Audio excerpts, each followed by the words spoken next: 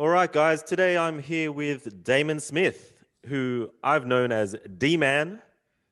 We can get into that, where D-man comes from. But I assume that has something to do with being a shoe collector, maybe? Yeah, pretty much. So it's sort of a nickname that hung around for a long time, sort of just during high school with a bunch of mates and just kind of stuck. But Well, yeah, D-man does sound like Damon, yep. so that's pretty cool. But yeah, Damon is also running his own business as a wealth advisor, which you're in your office at the moment. Yeah, correct. So it's a more fancy title for financial planner. Hello, Kat. Yeah, she's always photobombing.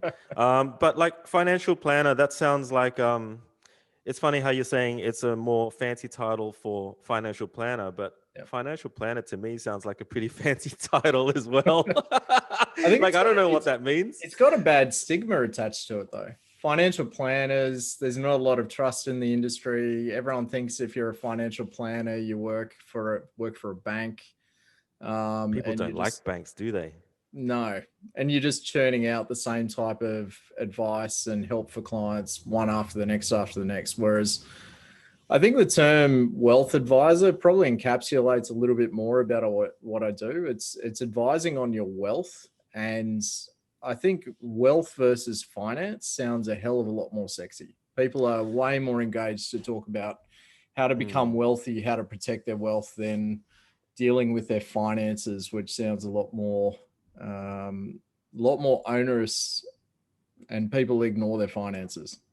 Look, I think people are more open to seeking help than ever before.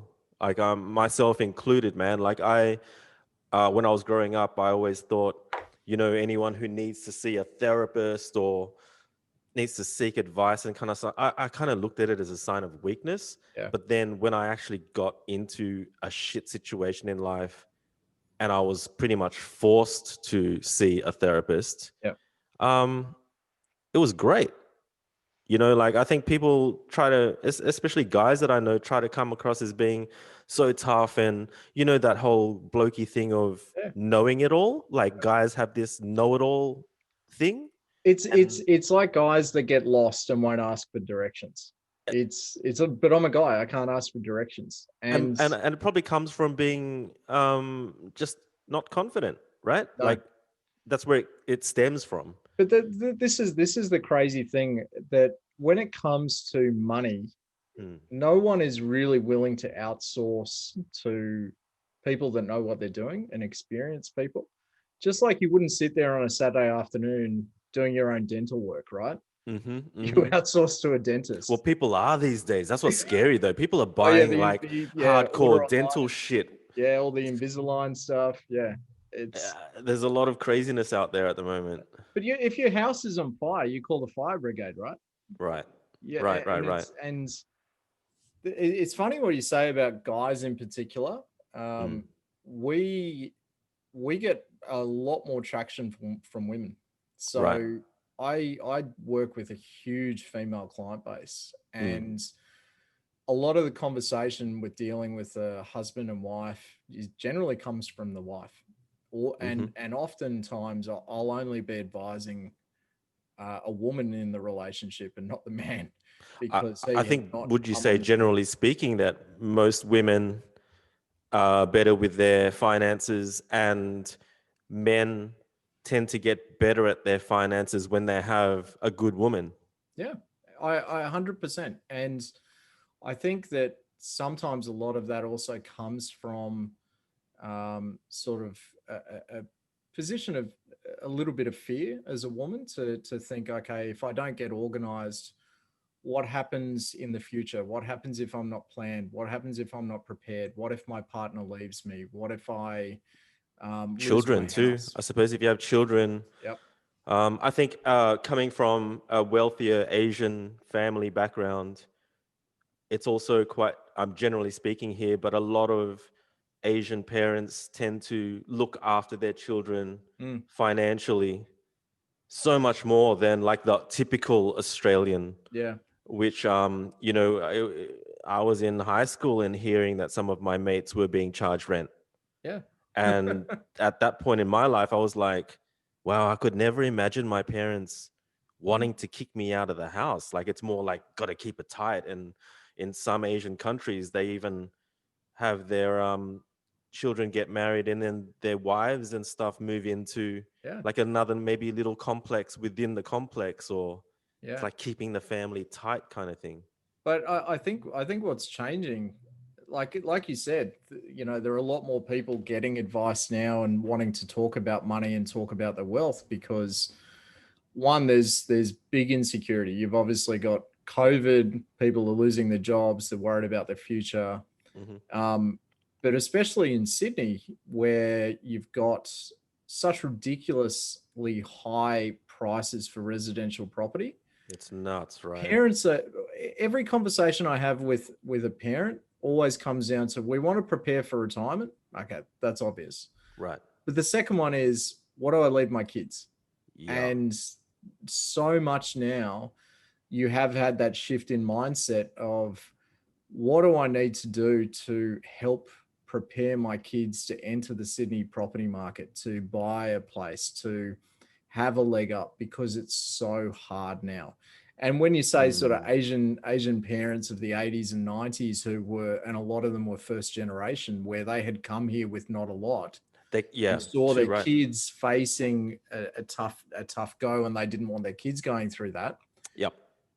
Everybody else is now going through that as well, and it's got nothing to do with sort of immigration or anything. It's just wow, you Property know, prices are savage, man. Like, I remember a house that my parents bought on Lenthal Street in Kensington was 160,000, yep, and now it's like 1.5 or 1.8 million or something. yep. Well, this So, one will kill you. A property sold this week. It's all over the news. Mount Druitt mhm, rundown shack, yep. 1.38 million. Yeah, I mean, it's Mount just Druitt. I think it's gotten to a point where, like, I'm not going to mention any names, but a whole lot of guys that I know within the car scene that are, their Instagrams look like they're very successful. They have really nice clothes. Yep. They've got very nice cars, and they tend to modify these cars. So we all know how expensive that hobby is, It's and ridiculous. and you don't get the money back either. Like, Yeah. you're not buying a 911 that all of a sudden is worth double in price. No. Every single modification you do to a car is money lost, Yeah. basically. That's why you buy other people's failed projects. Right, because you save Correct. people that buy my modified cars, Yep. my God, they saved double the money. Buy Um, vintage or buy somebody else's failed project. That's it. That's Yeah. it. But also, like, there's photos of them, drinking the most expensive liquors, and having the private booth at the club. Yeah. And I know for a fact that they're living at home still. It's plastic rich. So I Yep. use the term all the time here in the Mm, office, plastic rich. It's the appearance of being wealthy, but right. not being wealthy at all. It's such a And Sydney thing. the biggest thing that I see, and I've had conversations with so many clients in the past Mm, around, especially credit card debt, trying to get right. off credit card debt. Right. And there's this big aspirational lifestyle of I want a big car, I want an expensive car, I want my Instagram feed to look amazing, I want to be drinking $200 bottles of champagne, I want to be eating at really nice restaurants, Hmm. but I'm renting, Hmm. or I'm sitting on $40,000 of credit card debt and it's costing me $8,000 a year in interest. Yeah. And you look at that and go, so who's really rich here? Because I see a lot of people that aren't leading that lifestyle Hmm. and don't have the big modified cars, or they've sort of in their 30s and 40s and have multiple properties. They Yeah. don't need to look flash. They don't need the sexy Instagram feed. Maybe people are caught up in that whole, a lot of this sort of floaty generation are kind of like seize the day and live your day as if it's your last, and none of that's never sat well with me, because it's too much pressure to treat every day like it was your last. You'd be Yeah. partying too hard. You'd be in essence, you would be careless. You do need some delayed gratification. Like I don't get me wrong, I'm all for enjoying your experiences, getting into your hobbies, doing things that you love. Mm-hmm. Don't stop doing those. Mm-hmm. But you've still got to prepare for the future. And I think what's scary is that there's a lot of people that are just throwing caution to the wind and going, "Oh, I've got to travel every year, and I've got to have the best Escapism. car." Yeah. Escapism. I mean, don't you think as well that over the last 10 years or maybe 20 years or so, that the whole concept of um, saving up for a house and the house being like one of those things that it was almost so tied in with like, well, if you're going to have a family, then you're going to have a house. So I think me growing up in the 80s, it was always in my head that like, yeah, I definitely want my own place. Yeah. But don't you think like in the last 10, 15 years or so, it's like people have just let go of it. Like Oh, I know it's people who have definitely enough money yeah, to get a house, but they still won't yeah. because they've accepted that rent is just they're not going to get a house. So No. they But just the demographic shift is amazing. So, mm, we're kids of the 80s. I hmm remember in the 80s, if you lived in an apartment, you hmm were poor. If and you rented, apartments weren't desirable, right? Like no. yeah, And if you rented, you were super poor. yeah, And now, I mean, obviously, all that, like, you think that's stuff when you're a kid because you're an idiot. But now, apartment lifestyle is desirable because you've got new finishes and everything else, and you don't have to care and maintain a property. there's just so many of them Renting, too. renting becomes a better financial outcome because you're not Mm, having to deal with strata, you're not having to maintain and upkeep a property. hmm What the issue is though is what happens when your landlord kicks you out of your house hmm because they're selling it, hmm or hmm what Which happens all happens the time. Hmm happens all the time. hmm And what happens when you want to paint your walls red and hang Yeah. stuff up and you Yeah, can't? yeah. The lack of freedom and the lack of security, like it it's savage. Yeah. But there was this financial course that I did probably early 2000s where some big gun American invested entrepreneurial inspirational type came out to Australia, Darling Harbour. Sounds legit You got already. 3,000 people. He came out to the tune of Dire Straits, Money In For Nothing. And it was so fucking loud, right? It was pumping on the speakers. Yeah. And we were all just sitting there going, what the fuck is going on? And he hopped on the microphone and said, what the hell is wrong with you, Sydney? Why are you not standing up with your arms in the air, with your fist pumping and stuff like that? And we were like, holy shit, we didn't know what to do. So we just started standing up and doing what he told us to do, which is probably what he's used to in the US. Yeah. But to wrap up his whole, 2-hour talk, it was basically the man who dies with the most debts wins. He said to all of us Yeah. in the audience that if you want that Lamborghini, you want that boat with the helicopter on it, you want that superstar lifestyle, what do you think all those rich people with that stuff own that stuff? They don't. It's Mm. all loans. Yeah. And you don't do the buy and sell, which I think a lot of people used to do with Yeah. houses. You draw down, you put it down on the first house. A year later, you get it valuated by the bank, who now looks at it as being, we can lend you some more money. And then you go Yeah. and put that onto the second house. And then you put it onto the third. Next thing you know, you have 10 houses. Yeah. But Justin, that's plastic rich. Yeah. That's someone that's not rich. That's someone that looks rich, but it's Has not the rich. lifestyle, but And they don't. Yeah. there's two massive issues with that. The first one is the debt doesn't go away. The debt What is still there after you die, which means your family is dealing with it. isn't there a way? Like I think he said there was a way of Right. ensuring it so that everything gets sold off and your Yeah, family look, doesn't have to deal with all the yeah, debts. you go and see someone like myself and you go get really large insurance policies against your outstanding debts, but Something like that that. costs you money anyway. Right.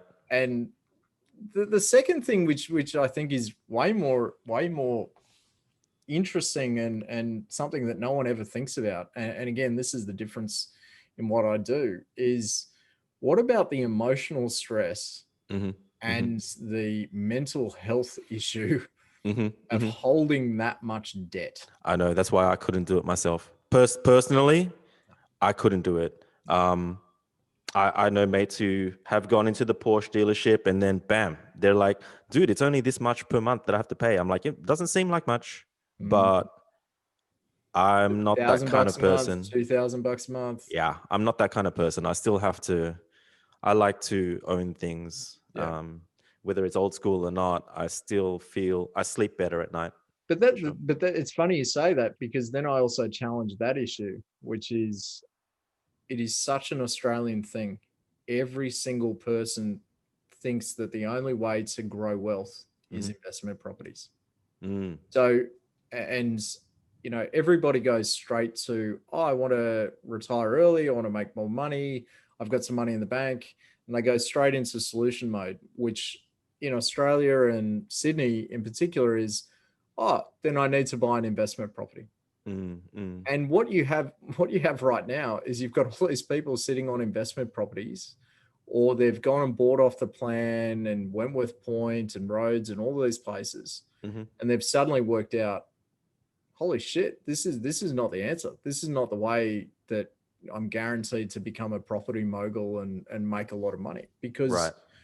you're tying up a huge amount of capital in one asset, Yep. and you're borrowing money from the bank Hmm. Hmm. that you have to pay back no matter what. Hmm. Hmm. It It's is savage, yeah. not the only answer to make money. Yeah. And Yeah. and again, it's the same thing. Everyone starts with that idea, like you said, of old school, oh, but it's bricks and mortar. It's something tangible. I can touch it, I can drive past it. Yeah. And it's also something that's really big and expensive that can fuck up really hard, Yeah. like really hard. Yeah. Yeah. Um, and you can't, and I always say this, you can't sell half a house if it goes wrong. Yeah. Right. You're selling the whole thing, and it's going to take you 3 to 6 months to get your money back. Yeah, that's right. And then the tax is fucking huge too. On investment properties, yeah, capital gains tax. Yeah. It's, Yeah. I've never been able to build up a portfolio of property. Like I started out really small with yeah, terrace in Surrey, and then I moved to an apartment in Darlinghurst, and I didn't make as much money as I thought I would each time I sold, but yeah, it was still a lot more money each time. yeah. And now I've been in a property in Maroubra Beach that Mm, it's just gone up so much since I've bought it, like all yeah, those years ago. I think over 10 years ago. But my problem is that, yeah, my money is tied up. Like yeah, if I sold this place, I just don't know what I'd do. Like get something cheaper somewhere and then enjoy the bit of money that I make after yeah. all of that. Or it is weird. It's like if you don't have someone like you to help out, then you kind of just put it off. I'm But, just kind of putting it off. but your Like, home, but this is the difference. Your home is not an investment asset. Your no, I home live is a in it. Yeah. life. It's Yeah. a Yeah. Yeah. Yeah. lifestyle Yeah. asset. Yeah. Yeah. True. True. True. You might be able to, pull some equity out and downsize and use that for the future, which is pretty Yep. cool. Mm. But that was never your intention, right? When you No. bought Maroubra, you were Mm. like, this is great. I'm near the beach. It's the That's right right. property. That's right. And 10 years ago, Maroubra was not the suburb it is today. No. No. Not at Um, all. but it's a lifestyle asset. Like, look Yeah. behind you. You got your boards, you got your decks Yeah. up on the wall, you Got got your this. I had the sun on my face a second ago, but yeah. cat walking through, you got your photography there. Yeah. You don't, so many things you definitely can't do in a rental. Yeah. Yeah. Yeah. And you Yeah. can't do it in an investment property. Yeah. That's why it's a lifestyle asset. And maybe you never sell Maroubra. Yeah, that's right. That's right. Yeah, it's not like something that's heavy on my brain, because I'm quite comfortable, obviously. Yeah. So, it's a good thing.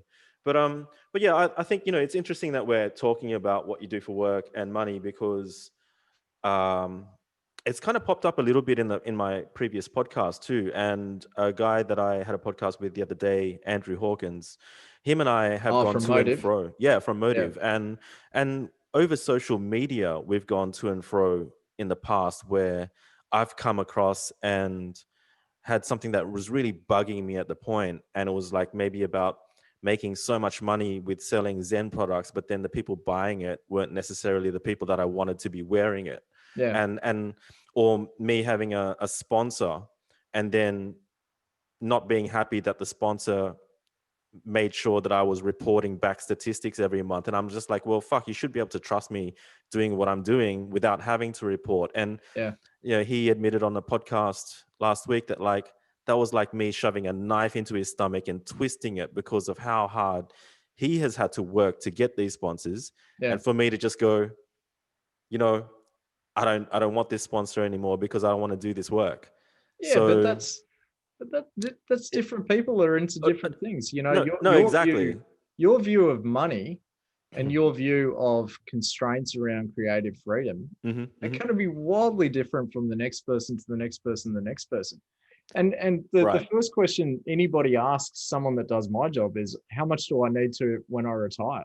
Mhm, And I mhm. always just go back, well, you tell me, because like your lifestyle in retirement is going to be different to mine. Right. You might want to travel every year. You might want to sort of, buy nice things. I might not be into those things. Every single person is different. And I think that assumption that everybody's got the same view of creativity, the same view of money, Mm. and everybody wants the same outcome is completely bullshit. Yeah, I just think like I feel like maybe when I was younger, I felt like I really wanted to be Australian and I really wanted to work for my money Yeah. and never take my mum up on giving me money just like the rest of the family would. Like all my relos overseas are driving, Mercs, and Mm, I didn't have that, right? Because I refused to. yeah. I didn't want to look like the sport kid, like I didn't want to have that hate directed towards me. Yeah. But like, there's no doubt that having that safety net, as Andrew pointed it out, was kind of like, well, the difference between you and me is that you've had the safety net and I haven't. Yeah. And it's interesting because all my first businesses were not for profit because I Mm. didn't want to. You didn't care about the money. Right. Yeah. So in essence, that doing all of that not for profit stuff was a rebellious act against doing a job like the rest of my family, which was out primarily for profit. Yeah. So, But let me ask you this question, because I think this is the relevant question. mm, Even if you don't have a particular desire to be big and wealthy and rich and hmm and hmm have that same view as others, hmm you still need to live. sure. So there comes a point where you go, well, what do you do for money? what Well, what you do you you do need you. It's a means, right? Like, Yeah, yeah, yeah. absolutely. hmm It's a means to be creative. It's a means to buy nice cars. It's a means to buy a nice house. It's whatever you're into. So you Mm, still need to make it and have it, mm. just in Yeah, it's a varying tough one. degrees. Yeah, it's a tough one, man. Like I think being a graphic designer and like I was there during the dot-com boom, so I made a shit ton more money than I should have Yeah. at that time. And luckily for me, I was just getting into cars, but I wasn't into cars, so I didn't blow it all. I Mm, think I was quite smart about it by putting it into property. yeah. And even then, I was a bit too young, so the banks were like, we can't just give you the money because you guys are in a very volatile industry. We don't know if Hmm. web design is going to be around, in 5 years from now. So I had to get my mom to act as guarantor, which again, it's another safety net thing. Yeah. Like she actually came into the bank with us and acted as guarantor so that I could get that first loan. What'd you buy? I bought a little terrace house in Surrey Hills. It was horrible. It was Bet she wasn't going to go guarantor on a car loan. no. She's like, well, that's the thing. That's what my dad was Chinese. So he was always, he got brought up in poverty. So he had a very strict upbringing that typical Chinese man, he brought me up the same way. Mm, So when I was really young, he'd be like, you want to eat out, you want to have lobster or seafood, I'll take you out. But you want toys, you want bicycles, you want stereo systems and stuff, you yeah. you go get a job. Yeah. So in some ways, when I started working at Woolies and stuff and doing night packing, I was a night packer. Rock up to work I at did that midnight, too. and yeah, it's actually a really Not fun for job. long. I really enjoyed it. But the funny thing is, like, you'd get at that time, I was getting these little yellow paper packets with coins in them. Like there'd be like notes and coins in them, you know? And I spent every single dollar I had on the loudest stereo system that he had all the fucking nice stuff, the Nakamichi stuff. But Yeah. I bought like the speakers with the most watts, the amp with the most RMS watts, just so I could be louder than him. Yeah. Sure, his stereo sounded amazing, but I just wanted to be, it was just almost like an Aussie thing where I just wanted to prove him wrong. I Yeah. wanted to be like and you know, next thing you know, I got into motorbikes before cars because they were like, there's no way you're riding a motorcycle. You'll kill Yeah. yourself. I'm like, well, it's my money. Yeah. So But you know what though? You look at that and go, gee, he gave you a pretty good lesson. You know, exactly. if you make money, Exactly. you can do what you want with it. Right. If- I'm not blowing somebody else's. Correct. It's my money. And you know what I was gonna get at, it really fucking hurt to spend it. Like Yeah. I worked so hard for those Yeah. dollars that when I was going into the city by myself to a stereo shop and handing over the cash, it hurt so bad. Yeah. But because I was rebelling at the same time, I had to do it. And yeah, it was a really good lesson in retrospect and in the long Well, run. but it's the same. It's the same with cars. Like you and I have discussed this. You know, I've had, you know, pretty big spend in cars in Mm-hmm. previous years. Mm-hmm. And I don't anymore. And Yeah. a lot of it comes down to you start working out how hard it is to make a dollar Yep. and how easy it is to spend a dollar. Yeah. Yeah. It gets to that And point sometimes. Yeah. you just change. But I think that lesson your dad taught you is pretty critical. Like not just the value of a dollar, but if you've got money behind you, you've got freedom. Mm. And I Freedom think, to take risks. oh, Freedom yeah, to. Mm, but you look at anybody that's wealthy, they've all taken risks. mm, mm. And where they've been really successful, it's usually not on the first go. Yeah. They're True. usually lost along the way. Yeah. Um, but you can't avoid money in this life. You do need it. Mm, What you do with it, though, it's completely up to you. yeah. Yeah. Look, I think it's one of those things where everything that I've ever chosen to get good at, I've gotten really good at.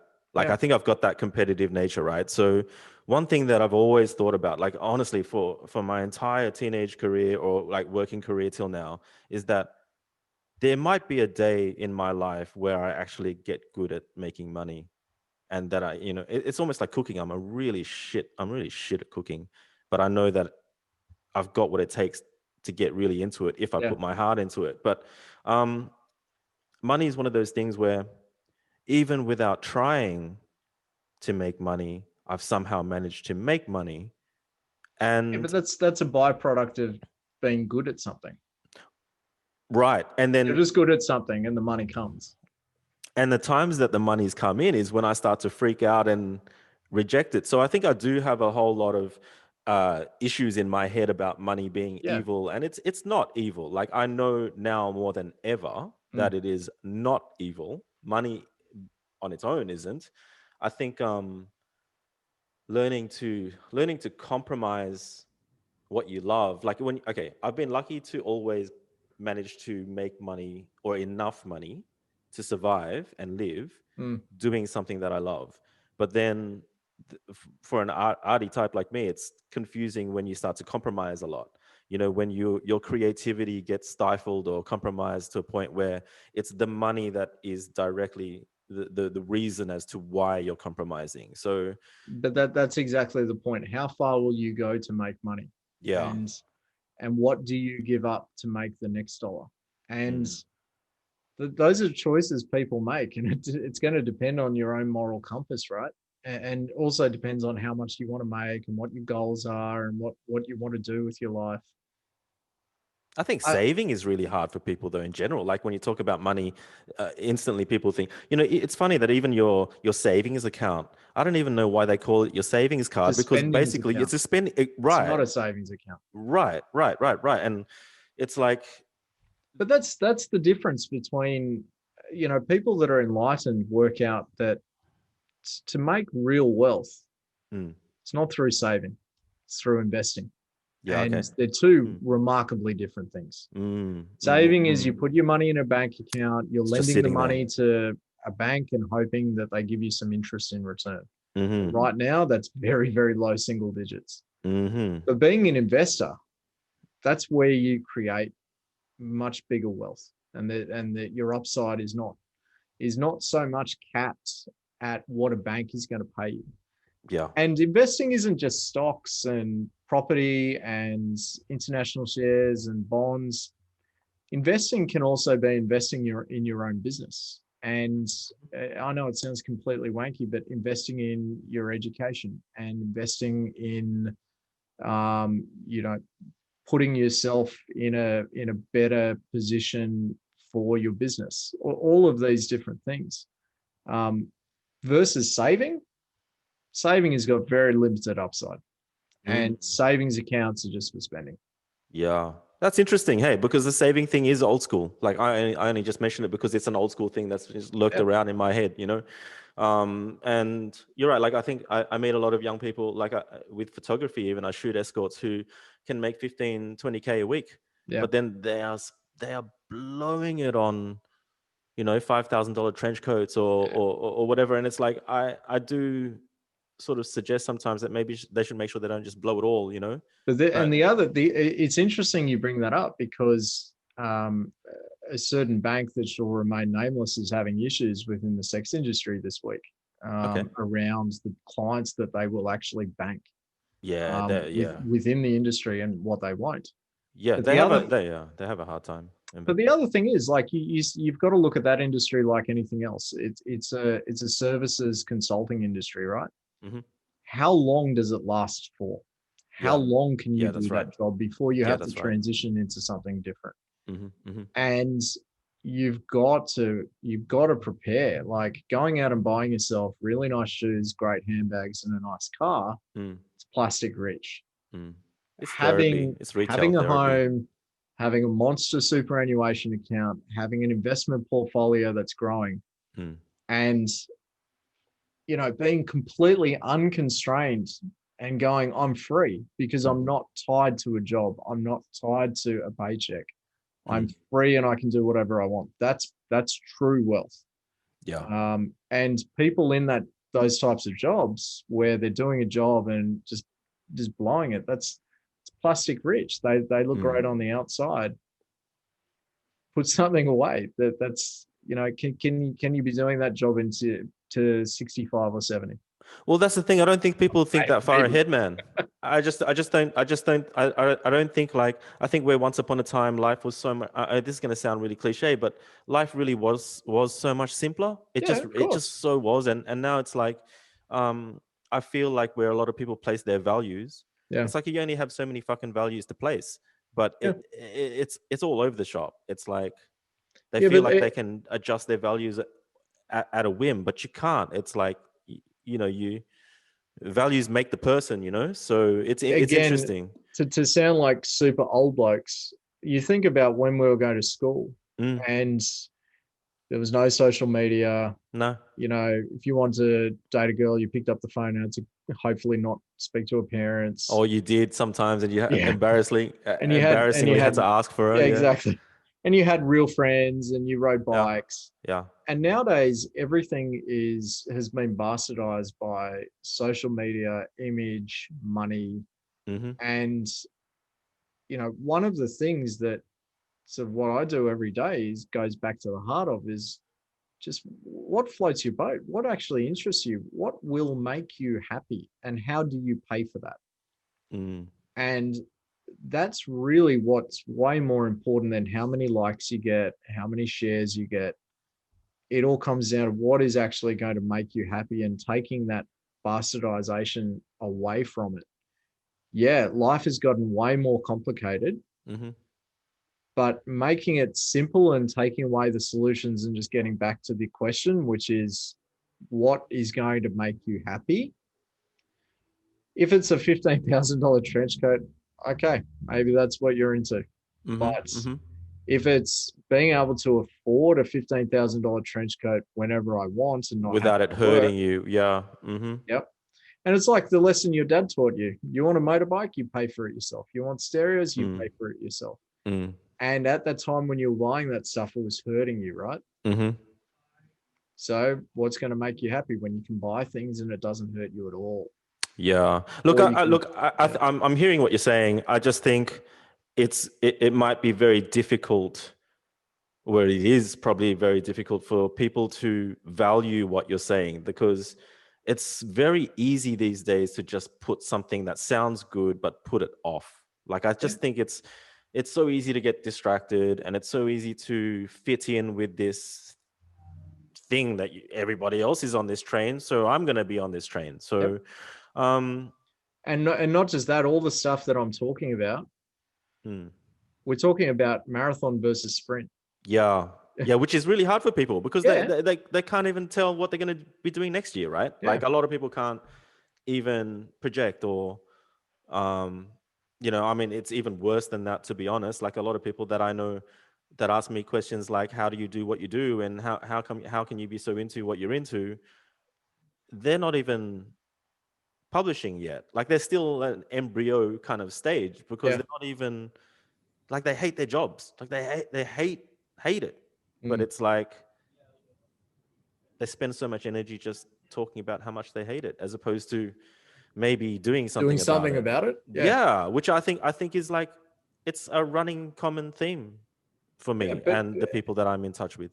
But again, everybody, like the people you're talking about, if you've got something you want to do or something you want to achieve or Mm. something really big, you start really small. Yeah, baby The steps. Yeah. hard the hard part is the journey, right? It's the shitty part that's going to take you 10 years to save for a deposit on a house. It's going to take Hmm. 30 years to go and retire. Hmm. But if you can break those things down into small bite-sized chunk goals, Yep. and when you achieve it, you actually celebrate it. That's when a marathon becomes 20 short sprints. Mm. So you build a car. What's the first step? Buy the car. Hmm. Second step, buy the wheels. Third step, do the exhaust. Fourth step, turbo, like whatever you're into. So you can see they're already doing it to a degree. They already have an They're ability taking to taking modify a the car. easy route though. Mm. It's how do I do it for today without any delayed gratification? And a lot of people would just go, oh well, quick, I'll just put it on credit card or I'll put it on Yeah, debt true, true, and true, I'll true. do it quickly. Yep. The people that do Mm. have the cash to buy things and do things really quickly, good on them. But Hmm. what have they Hmm. put away for when that money's not around? Or Yeah. and again, using that example of the legacy for kids and the inheritance and um, doing something more for later, Yeah. those people are going to struggle. Yeah. And look, I'm taking a step back. I get up on my soapbox and I preach about so much of this crap to everybody. And what do you think? Some people love working with me, and some people I don't like to work with, and we go our separate ways. The Mm. clients I work with are the ones that resonate and have that idea of partnership. Like when you're dealing with a one of your graphic design clients, Hmm. if you don't have the same values and the same Oh idea yeah. and the same creative spark, it's not going to work. And No. it's the same with money. You've got to you've got to work with people with aligned interests that are willing to hold your hand through a journey, just like you're going to hold a hand through a brand's journey through advertising or Yep. campaign. No, It's the I same get it, thing. man. Like, I checked out your website, and as a website designer, I'm critical and I'm judging Oh, already. by all You've got, means, you it's a Wix special. Trust me, it's a Wix yeah, special. yeah, exactly. But you've got some words on there that are, it's minimalist, but they're also words that I've read elsewhere.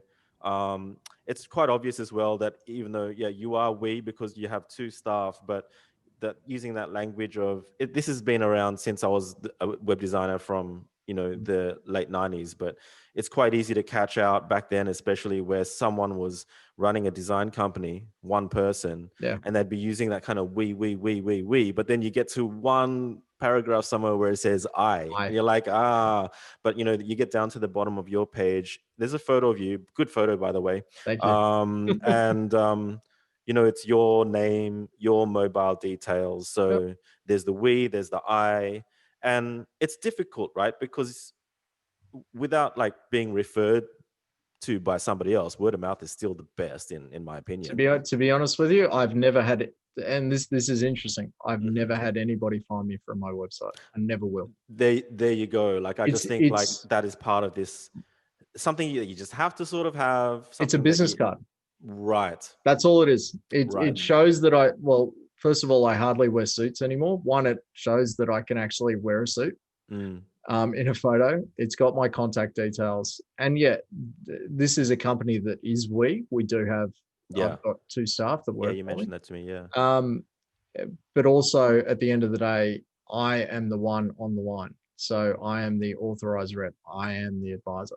And at the end of the day, I get all of my clients through generally word of mouth. It's friends of clients, people in the industry that don't know who to turn to. It's better for you too. I mean, as a graphic designer, if someone refers someone, then chances are they're going to like what I do, as opposed to some random person that has no idea about. Good clients refer good clients, and like-minded people like working with like-minded people. That's right. And so perfect example this week.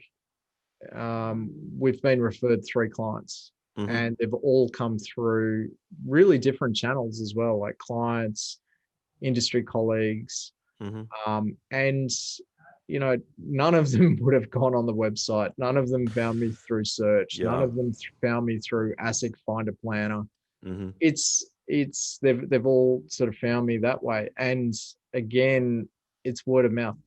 Yeah. Wealth advice is like tradies. You find good tradies through other people that use the same tradie. And anyone can pay the big bucks to have the perfect website, but it's not gonna work out for you in the end if the service isn't there and it's just all websites don't walk and talk. Websites don't turn up to meetings. Websites don't take your call when something's gone wrong. Websites don't help you do an insurance claim when your partner dies. These are all things that we do. And a good website is amazing for goodwill. Okay. So it's good for branding. It's good for goodwill. And you need a presence. But it doesn't do the job. Well, it doesn't hurt to have one. That's the thing. It doesn't hurt to have a presence on there. And, but there's other jobs and other industries where web design and web presence is absolutely critical. Sure, if you're a web designer, I mean, but that's the thing, even a whole lot of web designers that I know have decided to take down that site and instead just put up a business card. I think that's a really cool stance on it as well. Like rather than wasting my time redesigning this bloody thing because I'm never happy with it, I'm just going to put up my name, phone number, and contact form, and it is what it is. Yeah, and I think web presence is important because it shows you're there and you're professional and you're real and legit. And for people in my industry, it's like, here's my AFSL, here's my FSG, here's who I'm licensed through. And so there's legal requirements there. But I think authenticity and proper relationships and interactions with clients about and giving a shit about them is what gets you business. And I think it's the same in creative. I think it's the same in consulting. That there's a bunch of industries where that actually counts.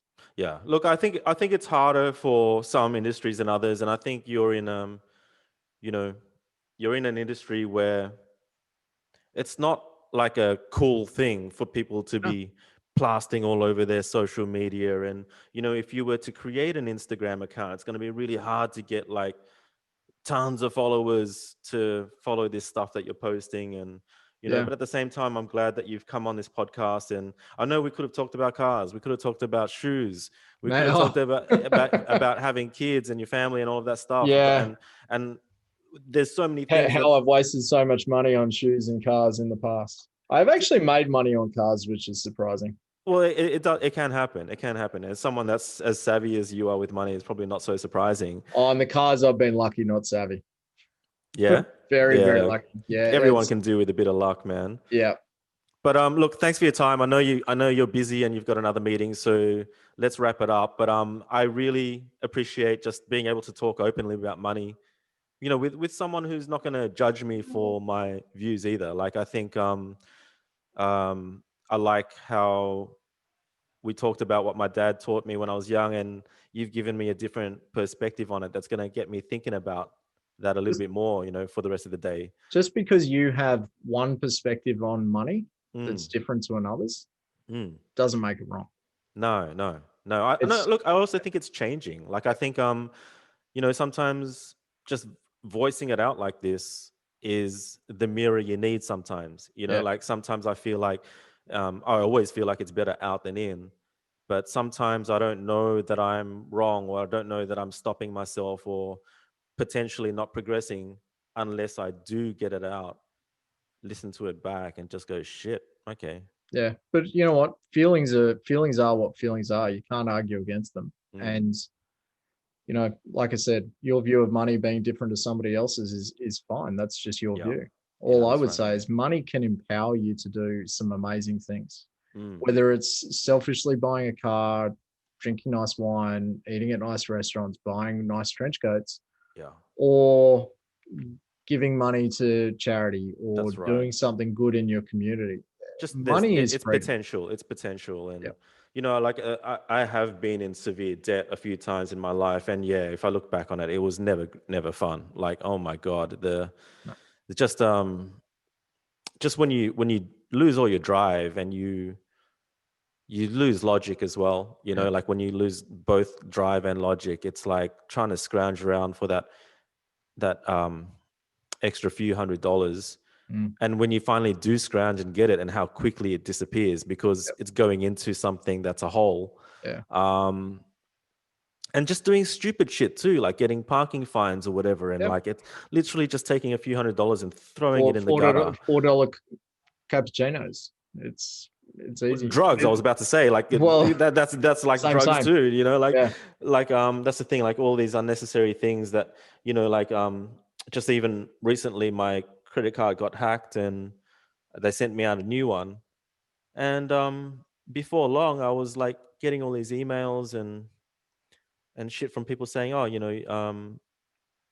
your credit card's not working, and we couldn't deduct this money." I'm like, "What the fuck is that service? What the fuck is that?" And all of a Six sudden, dollars a I'm like, month. "Yeah, I'm Yeah. literally a few $100s richer every month now because my credit card Subscription got hacked." services and direct debits are the biggest, apart from credit cards, are the biggest ways to leak money. Leak is the word, man, especially Yep. because I didn't even get emails because I signed up to that service Yeah. with an old email account. Slow leak. So Slow leak. yeah, it's like a tire losing air, isn't it? Yeah. I mean, it gets Yeah, to oh, a point where, absolutely. But you know what? To, yeah. to to leave to leave your listeners on one thing, it's Mm, to make money is mm, like walking up a set of stairs. It's mm, long, takes a bit of effort, and mm, it's slow. mm. Spending money is taking the elevator down, Yeah, and yeah, that's it. So you've really got to, if you always think about how hard it is to get up a set of stairs and how quick it is to get back down in an that's elevator, right. Yeah. that's making money. Look, good analogy, man. And I hope some people get something out of it. I think a lot of people probably think that they're not ready for listening to this kind of stuff, I but hope you get something out of it. yeah, look, I think you've planted a seed, and I think that's what I'm looking for in life these days. Is like I'm not Mr. Know-it-all. When someone plants a seed in my head, I'm like a typical stubborn guy. Like fight with my girlfriend, and the next day I apologize because I realize I was wrong. But Yeah. sometimes it just takes a little bit of time. So I think planting seeds is the way to go. Someone planted a seed in my head the other day about taking Zen Garage to the next level again, and me doing podcasts all week saying I'm really happy with where it's at and being stubborn about it, then being faced with this humongous opportunity, I'm all of a sudden going, shit, I'm actually excited about it. Bring So it back, yeah. So it's interesting please. how, like, just because someone is so passionately saying no about something or not into something, it's just maybe takes the right person in front of them sometimes Mm. to look at things a little bit differently and Yeah. from a different perspective. But So this time you can do it differently, right? exactly. I mean, I think meeting someone who is strong with the finance and strong with the systems, everything that I absolutely am weak at. It excites me, and someone who can do all the dispatch and the storage and the manufacturing, and I can just be left to creating, designing, promoting Yeah. all the stuff that I love. Yeah. So You I should think, always focus on growing your strengths and mhm, outsourcing your weaknesses. I think Don't I've never had that, don't honestly. don't try to grow your weaknesses and fix them. Just outsource them Yeah, because it's like a quicker and cheaper. being a one-man band kind of thing, right? Yeah. Being a little bit good at everything but not great at the one thing. So Nothing wrong with sort of outsourcing to someone that's good at something you're not good at. yeah, yeah. You're not losing your independence by doing it. Hmm. Yeah. All right, Damon. Well, thanks Great for your chat. time, man. Have a good day. I know you're a busy man. Stay on the line after this, but guys, if you've listened to that and get something good out of it, um, awesome. I'm very happy, and obviously, I'll leave Damon your details and stuff in the video description if Sounds guys good. want to reach out to you for some help. Hopefully, like-minded people. Um, all the best, man. Thanks, Justin. Nice to meet you. You too. All right, man. Catch ya.